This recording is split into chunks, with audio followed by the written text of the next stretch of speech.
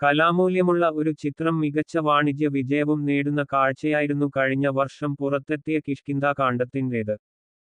Kishkindha Kaandam team വീണ്ടും ഒന്നിക്കുന്ന ചിത്രം എന്നതായിരുന്നു ഈ വാരാന്ത്യത്തിൽ തിയേറ്ററുകളിൽ എത്തിയ അക്കോ എന്ന ചിത്രത്തിന്റെ USP. യുവനിരയിലെ ശ്രദ്ധേയ നടൻ സന്ദീപ് പ്രദീപ് നായകനാവുന്ന ചിത്രം എന്നതും പ്രേക്ഷകരെ സംബന്ധിച്ച് കൗതുകമായിരുന്നു. പ്രതീക്ഷകൾക്കൊത്ത് ചിത്രം എത്തിയതോടെ തിയേറ്ററുകളിൽ കാര്യമായി ആളെ കൂട്ടുകയാണ് ചിത്രം. ബോക്സ് ഓഫീസിൽ മികച്ച മുന്നേറ്റവും നടത്തുന്നു. കേരളത്തില് നിന്ന് ആദ്യ ദിനം ചിത്രം നേടിയത് 73 ലക്ഷം ആയിരുന്നു. എന്നാല് വലിയ രീതിയില് പോസിറ്റീവ് മൗത്ത് പബ്ലിസിറ്റി വന്നതിനെ തുടർന്ന് രണ്ടാം ദിനമായ ശനിയാഴ്ചത്തെ കളക്ഷനില് ചിത്രം വലിയ കുതിപ്പ് തന്നെ നടത്തി.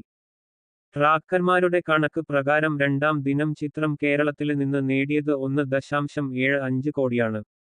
അങ്ങനെ ആദ്യ 2 ദിനങ്ങള് കൊണ്ട് കേരളത്തില് നിന്ന് ചിത്രം നേടിയിരിക്കുന്നത് 2.5 കോടിക്ക് മുകളിലാണ്. ഇന്നും വമ്പന് ബുക്കിംഗ് ആണ് ചിത്രത്തിന്. പ്രമുഖ ടിക്കറ്റ് ബുക്കിംഗ് പ്ലാറ്റ്ഫോം ആയ ബുക്ക് മൈ ഷോയില് നിലവില് 8000 ടിക്കറ്റിന് അടുത്താണ് മണിക്കൂറില് ചിത്രം വിറ്റുകൊണ്ടിരിക്കുന്നത്. ശനിയാഴ്ച നേടിയതിനേക്കാള് ചിത്രം വരും ദിവസങ്ങളിൽ നേടുമെന്ന് ഉറപ്പാണ്. പ്രമുഖ ട്രാക്കർമാരായ സാക്നിൽകിന്റെ കണക്ക് പ്രകാരം ഇന്ത്യയില് നിന്ന് ചിത്രം ഇതുവരെ നേടിയ നെറ്റ് കളക്ഷന് 3.08 കോടിയാണ്. ബുക്ക് മൈ ഷോയുടെ ശനിയാഴ്ചത്തെ കണക്കുകള് എടുത്താല് ഇന്ത്യയില് ഏറ്റവുമധികം ടിക്കറ്റുകള് വിറ്റ ചിത്രവും എക്കോ ആണ്. 24 മണിക്കൂര് കൊണ്ട് 97,000 ടിക്കറ്റുകളാണ് ചിത്രം പ്ലാറ്റ്ഫോമില് വിറ്റിരിക്കുന്നത്.